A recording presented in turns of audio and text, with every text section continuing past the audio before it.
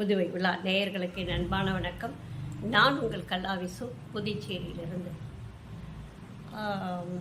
சமீபத்திய சில செய்திகள் நமக்கு என்ன சொல்கிறது அப்படின்னு புரியாத ஒரு சூழல் இருக்குது. என்னன்னு பார்த்தீங்கன்னா, நம்ம சின்ன பிள்ளையாக இருக்கும்போது நம்ம ஏதாவது குட்டி குட்டியாக சில தவறுகள் செய்வோம். சின்ன பிள்ளைங்க தானே, தெரியாது.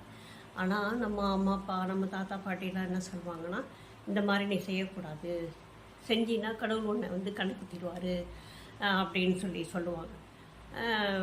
நிறைய நீதி கதைகள் சொல்லுவாங்க. அந்த நீதி கதைகள்லாம் முடிவு என்னவாக இருக்கும் அப்படின்னு சொன்னால், நீ தப்பு செய்யக்கூடாது, நீ தப்பு செஞ்சீன்னா உனக்கு தண்டனை கிடைக்கும் அப்படிங்கிற அந்த கருத்தை ஆழமாக நமக்கு சொல்லிக்கிட்டே இருப்பாங்க. பொய் சொல்லக்கூடாது அப்படின்லாம் சொல்லி நிறைய கதைகள் சொல்லுவாங்க. நிறைய எப்போ பார்த்தாலும் சொல்லிக்கிட்டே இருப்பாங்க. நீ இந்த மாதிரி செஞ்சீங்கன்னா நீ இந்த மாதிரி ஆயிடுவேன். சாதம் சாப்பிடும்போது இந்த சாதத்தை மிச்சம் வைக்கக்கூடாது. சாதம் தட்டிலேருந்து வெளியில் சிந்தக்கூடாது. சிந்துனதுன்னா அதெல்லாம் அந்த சாதம்னா அடுத்த ஜென்மத்தில் புழுவாக மாறி உன்னை சபிக்கும். இப்படிலாம் நிறைய கதைகள் சொல்லுவாங்க. அதனால இன்றைய வரைக்கும் சாதத்தை கையில் எடுத்தாலே அந்த எண்ணம் தான் நமக்கு வரும். அதனால் வீணாக்கக்கூடாது. இதெல்லாம் மிக சாதாரண ஒரு விஷயம். எப்படியோ ஒரு பயமுறுத்தி அல்லது ஒரு அறிவு சார்ந்த ஒரு விஷயங்களை சொல்லி அல்லது மரபு சார்ந்த விஷயங்களை சொல்லி தான் அந்த பிள்ளையை நம்ம வழி நடத்த முடியும். இன்றைக்கு ஒரு ஜென்ரேஷனே நீதி கதைகள் இல்லாமல் வளர்ந்துக்கிட்டு இருக்கு. நீதி கதைகளை எடுத்ததனுடைய பின்னணி தான் இன்றைக்கி நாட்டில் நடக்கிற அத்தனை விஷயங்களும்.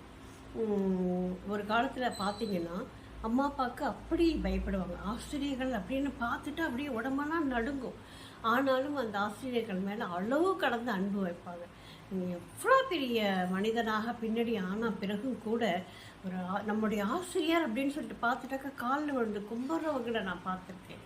அப்படியெல்லாம் ஏன் அவ்வளவு மரியாதை இருந்தது அப்படின்னு சொன்னால், ஒரு சின்னஞ்சிறிய ஒரு குழந்தை, ஒன்றுமே தெரியாத ஒரு களிமண் மாதிரி இருக்கிற ஒரு குழந்தைய பள்ளிக்கூடத்தில் கொண்டு போய் விட்டோன்னு அந்த பள்ளிக்கூட ஆசிரியர் அவரை பண்படுத்தி ஒரு சிலையாக உருவம் செஞ்சு அந்த சிலைக்குள்ள அவ்வளவு திறமைகளை வளர்த்து விட்டு ஒரு நல்ல மனிதனாக அந்த பள்ளிக்கூடத்தை விட்டு வெளியில் அனுப்புகிறாங்க பாருங்க. அப்படிப்பட்ட ஒரு தியாகம் செய்யக்கூடிய மனிதர்கள் தான் ஆசிரியர்கள்.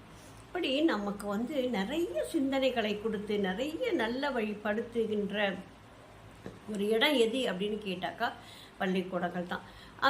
எந்த கதையை நீங்கள் பேசினாலும் பாவம் பற்றி பேசாமல் இருக்கவே மாட்டோம், புண்ணியம் பற்றி பேசாமல் இருக்கவே மாட்டோம். நீ இதை செஞ்சால் உனக்கு பாவம் சேரும், நீ இதை செய்யாத, நீ புண்ணியமாக இருப்ப, 4 பேருக்கு உதவி செய்ய உனக்கு புண்ணியம் கிடைக்கும், கோயிலை போய் கோபுரத்தை பார்த்தாலே போதும், அந்த கோபுரத்தை பார்த்தாலே கோடி புண்ணியம் கிடைக்கும், நதியில் போய் நதியில் நீராடுனா உனக்கு புண்ணியம் கிடைக்கும். இப்படி எல்லாமே நம்மளுடைய அது வெறும் ஒரு மதத்தை சார்ந்த ஒரு விஷயம் கண்டிப்பாக கிடையாது.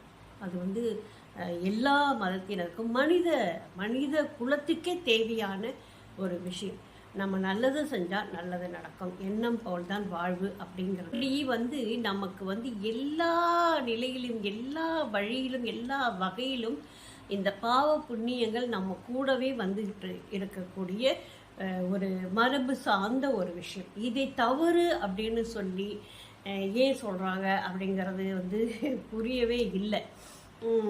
ஒருத்தனுக்கு நீ நல்லது தான் செய்யணும், கெட்டது செய்யக்கூடாது அப்படின்னு சொல்லி வழி நடத்துறது எப்படி தவறாகும்? அப்படி மாணவர்களுக்கு நல்லதை சொல்லக்கூடியவங்களை நம்ம தவறாக வழி நடத்தணும் அப்படின்னு சொன்னால் நாளைக்கு யார் அவங்க கிட்ட போய் நல்ல விஷயங்களை சொல்லி தருவாங்க? யார் தான் சொல்ல முடியும்? எல்லாரும் பயந்துக்கிட்டு ஒதுங்கி தானே போகக்கூடிய ஒரு சூழல் உருவாகும். நிச்சயமாக இந்த சூழல்லாம் மாறணும், கண்டிப்பாக மாற வேண்டும். நன்றி, வணக்கம்.